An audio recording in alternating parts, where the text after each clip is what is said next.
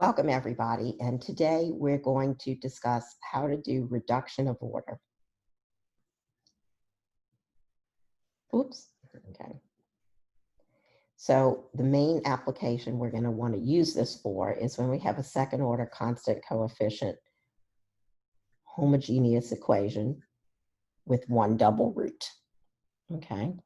So in the case, in the preceding videos, you've seen the case where you solve this equation, and the way you do it is you look for the characteristic equation,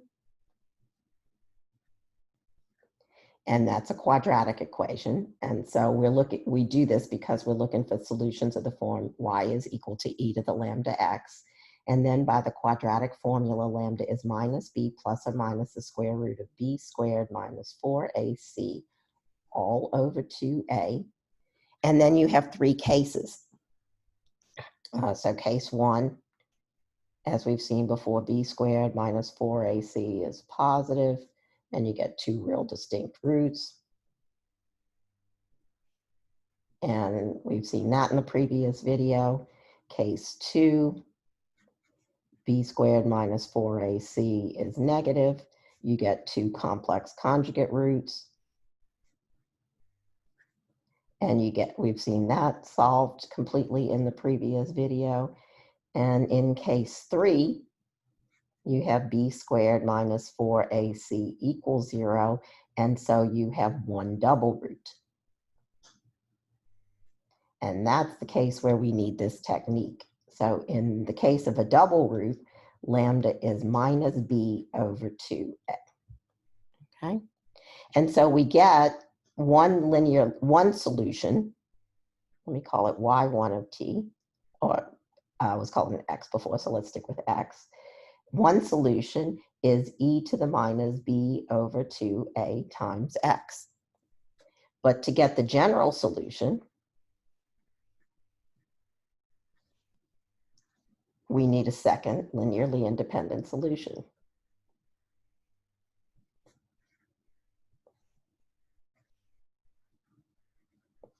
And what does linearly independent mean?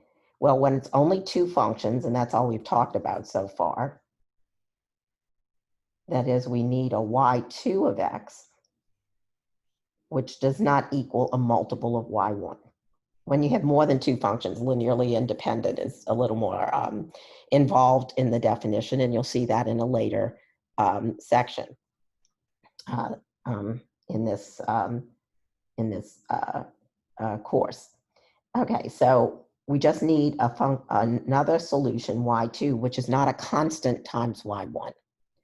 So let us try then to make a guess.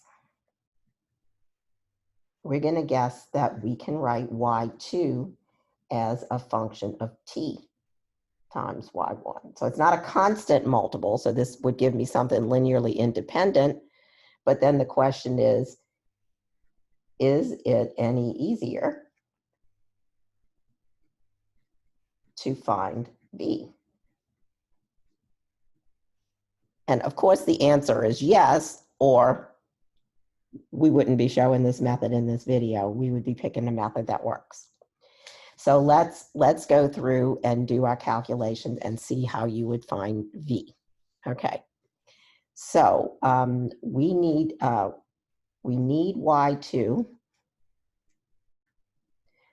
to solve the equation.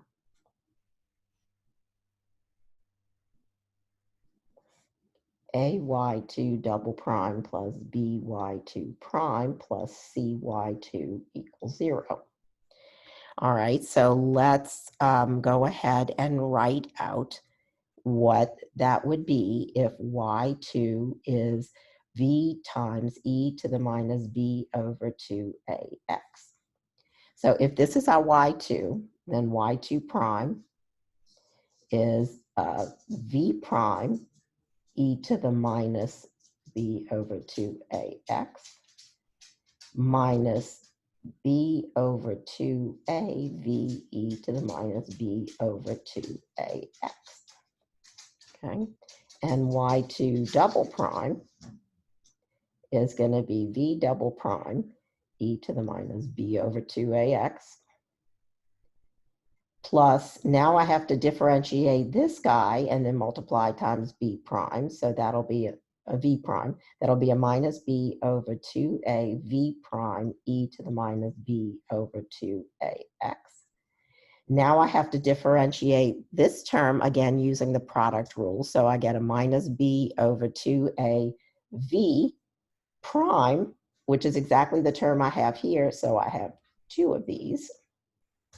And then I have to differentiate the exponential term, which will give me a b squared over 2a with another minus sign. That's a 4a rather, 4a squared.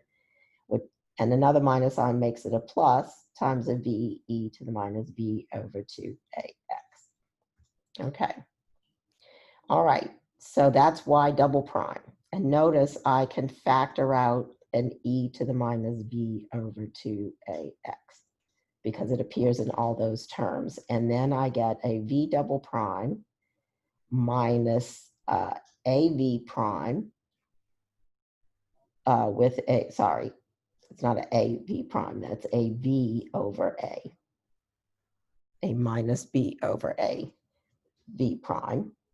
And then I get a plus b squared over 4a squared v. Okay. All right, so there's my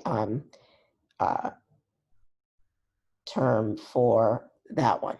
Okay, and now I want to look at ay2 double prime plus by2 prime plus cy2.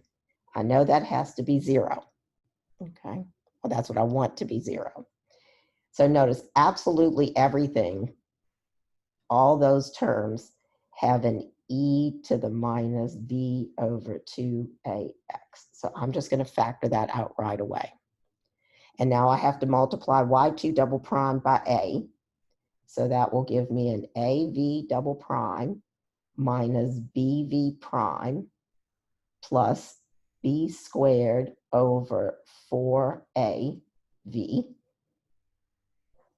And now I have to subtract, I have to add b times y2 prime.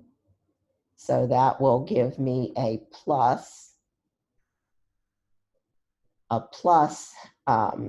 bv prime. And then I have a multiplying by b here. So I will have a minus b squared over 2ab.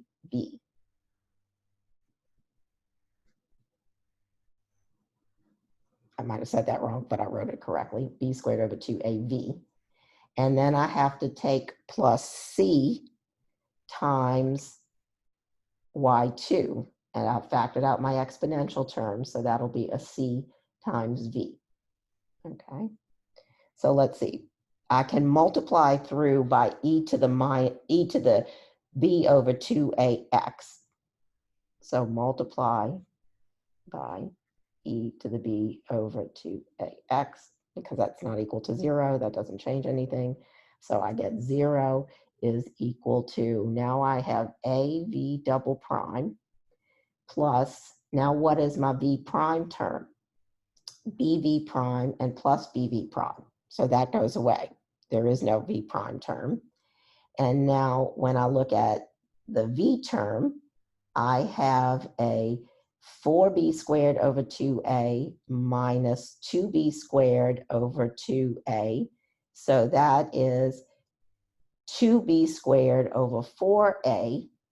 So that is c minus b squared over 4a times v. Okay, if you just do the algebra with those things. Okay. All right, but that's so now this is the equation that we have for v, except we know something about v squared minus 4ac. In this case,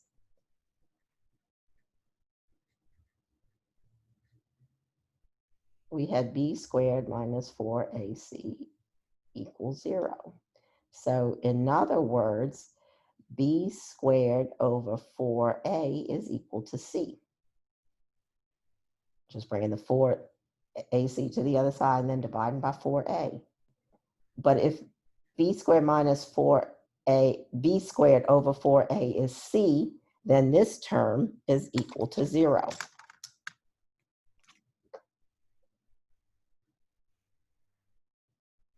Okay, so that means our equation is just AV double prime equals 0. So that says V double prime equals 0.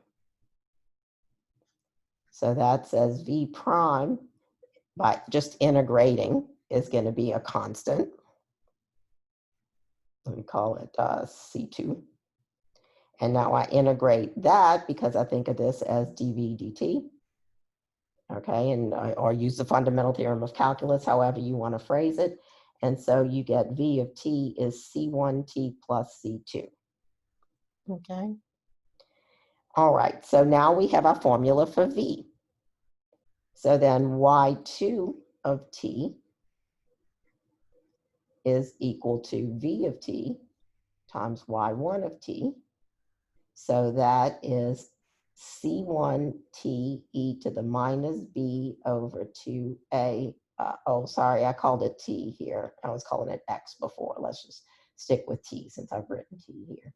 So that's C1t e to the minus b over 2at plus C2 e to the minus b over 2at. Okay. And the general solution, using t as my independent variable then, now looks like y of t is C1 e to the minus b over 2at. That's the y1 term times a constant. And let's put hats on these because I had a C1 and a C2 up there. Plus another constant, which I'll just absorb into this other one, times this guy. Okay, so let's see, what will that be? This will be a C2 hat times t e to the minus b over 2at plus a c, let's call this one C3 hat, e to the minus b over 2at. But now you stare at that for a second and you say, wait a minute, that's got 3 terms. But then wait a minute more, this term and this term are exactly the same function, just with different constants. So in other words, the general solution then can be written as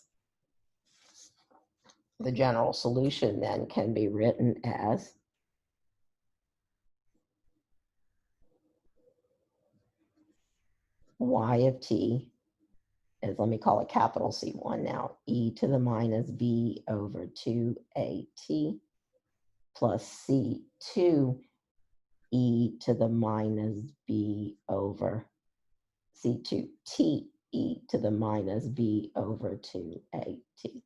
So the t is the important part. Okay, so that's how reduction of order gives you that second linearly independent solution.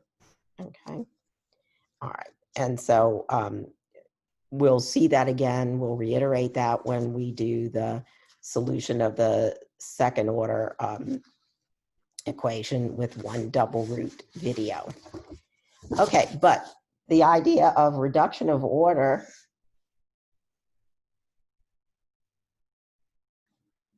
as a technique can be used on other equations.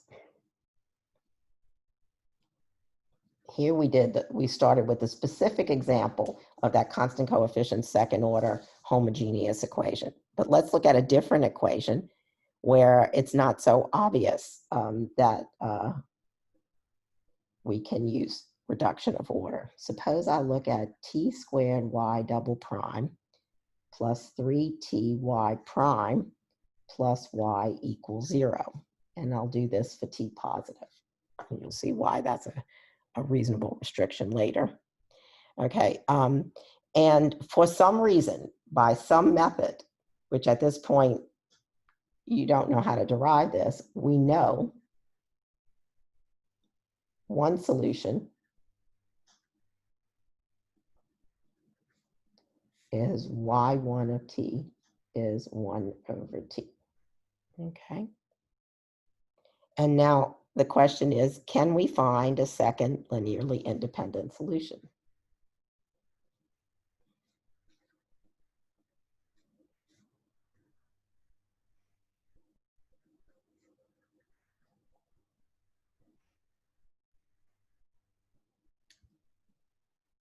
Okay, and the answer will be yes. Otherwise, I wouldn't be putting this question in this video, right? So let's try to find it using reduction of order. So the trick for reduction of order is you say that y2 is a function of t times y1. So that means it's v over t, where t is our independent variable and v is a function of t. All right, so now we need to figure out the, we want y2 to satisfy the same equation.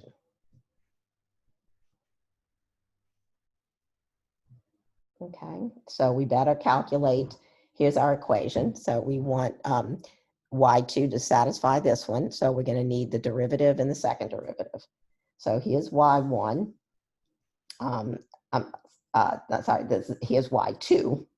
So y2 prime is going to be, you can think of it as a closure rule, or you can think of it as, I prefer to think of it as v times t to the minus 1, and then use the chain rule.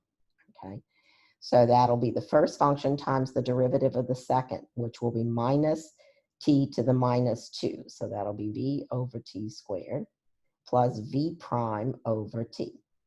Okay, which I'm going to write as vt to the minus 2, and that should be a minus, plus v prime t to the minus 1. Okay, and now I take the second derivative.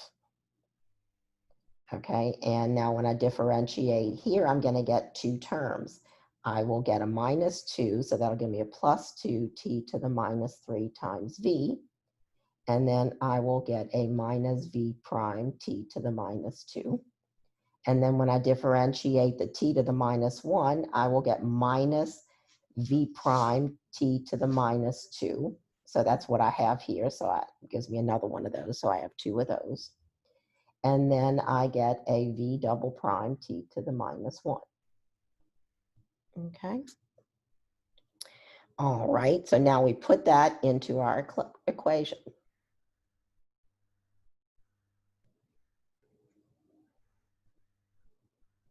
Okay, so when I put that into this equation, I take t squared times this thing. So that gives me 2v over t. T squared times this thing. So that gives me 2v over t minus 2v prime plus t v double prime. So that's my second derivative term with the t squared. Now I take plus 3t times y2 prime. So I take 3t times this. That will give me a minus 3v over t. And then I will get a plus 3v prime, period, because I'm multiplying by t. And then I have to take and add y2 to that. So I add plus v over t. And all that has to satisfy the equation, so that has to be equal to 0. All right, so let's see what we end up with when we put all this together. So we have a minus 3v over t, and then I have a plus 2v over t, and another plus v over t. So these three terms cancel each other out. So I end up with tv double prime plus v prime equals 0. Okay. Now that's one of those special second order equations that really can be solved by first order methods because you make a substitution.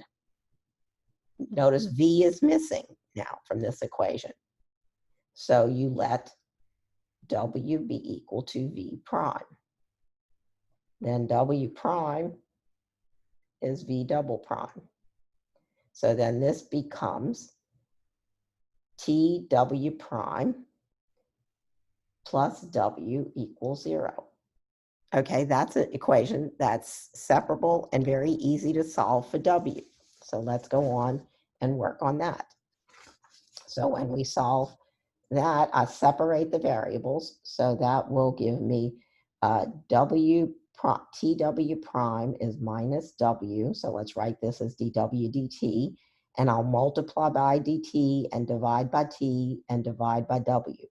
So that's said a lot. That's going to give me, rewriting that is dW over W is minus 1 over t dt.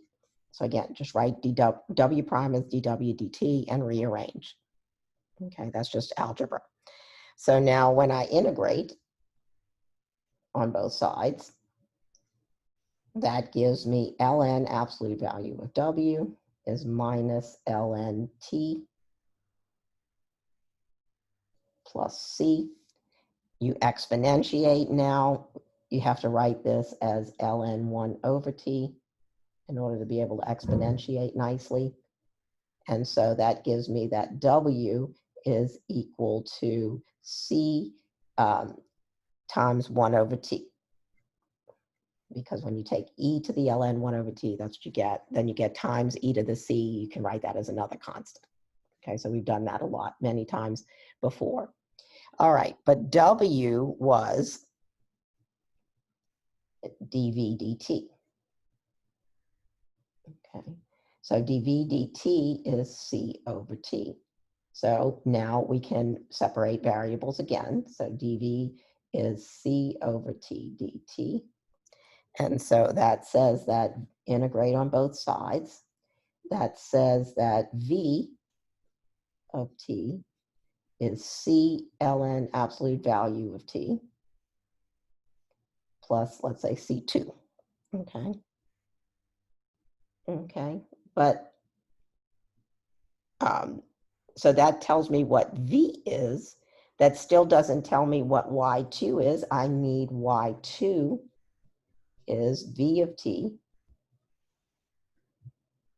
times Y1 of T.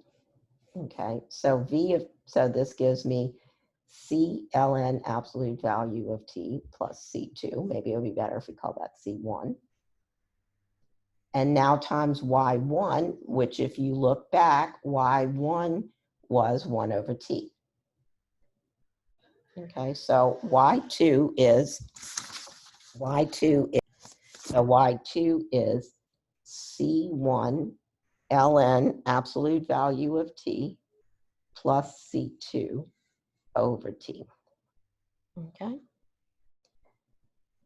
All right, so we have our second linearly independent solution. So if we go back to our equation right here, now we can write the general solution of this equation that we started with. So the general solution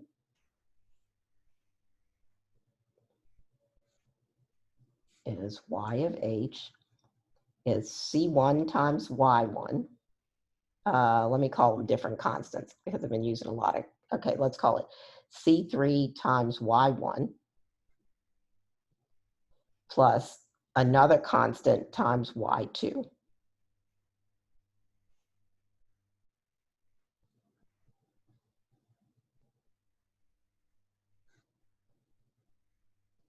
Okay. And now when you write that out, you see, okay, wait a minute, something's a little funny here because this is C3 over T plus another, let me call it C5 ln absolute value of T over T plus C6 over T. But these two are the same. You're going to see that happen a lot in reduction of order. So really your general solution should look like, let's say, C3 over T plus, oh, I'm running out of numbers. Let's just leave it as C5 ln absolute value of t over t. It doesn't matter what you call the constants. You can name them whatever you like. We could go back to calling it C1 and C2. They're arbitrary at this point, so it doesn't matter. So one linearly independent solution is 1 over t. A second one, really, it's enough to say it's ln t over t. Okay, so that's how reduction of order can help you even in an equation that doesn't come from the constant coefficient second order equations, because if you look back at our equation here, it's very much not a constant coefficient equation. It's a variable coefficient. Okay, we'll see that again more when we talk about Riccati equations.